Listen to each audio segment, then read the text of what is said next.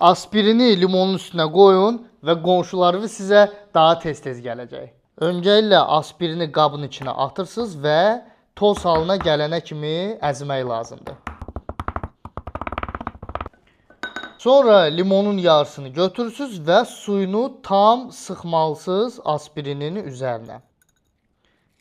Sonra üzərinə 1 çay qaşığı soda əlavə edirik, yəni karbonat. Gördüyünüz kimi reaksiya artıq getməyə başladı. Və qarışdırırıq bunu. Gözəl, tam qarışdırırıq.